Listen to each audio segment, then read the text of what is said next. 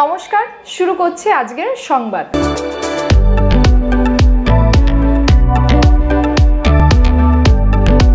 ট্যাবের টাকার হিসেব চাই। শিক্ষক ছাত্র অনুপাতে সমস্ত স্কুলে শিক্ষক নিয়োগ চাই। সমস্ত স্কুল ও মাদ্রাসায় বকেয়া কম্পোজিট গ্র্যান্ট দ্রুত সরবরাহ করতে হবে। স্কুল পরিচালন সমিতির নির্বাচন করতে হবে। প্রতিটি স্কুলে ইন্টারনাল কমপ্লেন কমিটি গঠন ও তার কার্যকারিতা সম্পর্কে সচেতনতা গড়তে প্রশাসনিক উদ্যোগ গ্রহণ করতে হবে। স্কুলে ভর্তির ফি 240 টাকার বেশি নেওয়া যাবে না। এই 6 দফা দাবিকে সামনে রেখে এসএফআই এর পূর্ব বর্ধমান জেলা কমিটির পক্ষ থেকে ডিআই অফিসে অভিযান ও ডেপুটেশন দেওয়া হয়। এই কর্মসূচিকে সামনে রেখে মিছিল করে ছাত্রছাত্রীরা এই দিন ডিআই অফিস আসেন। এই কর্মসূচিতে উপস্থিত ছিলেন এসএফআই এর পূর্ব বর্ধমান জেলা কমিটির সভাপতি প্রবীর ভৌমিক, জেলা সম্পাদক উষসী রায় চৌধুরী সহ অন্যান্য নেতৃত্ববৃন্দ। এই উপলক্ষে আয়োজিত সভায় বক্তব্য রাখেন জেলা কমিটির সভাপতি প্রবীর ভৌমিক, রাজ্য কমিটির সদস্য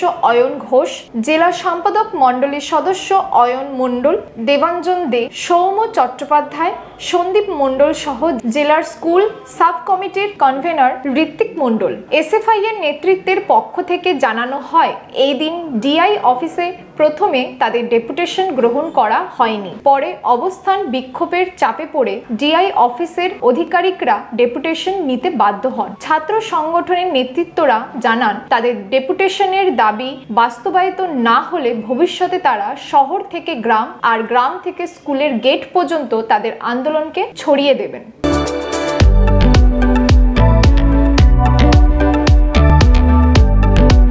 আজকের সংবাদ এই পর্যন্ত। নমস্কার।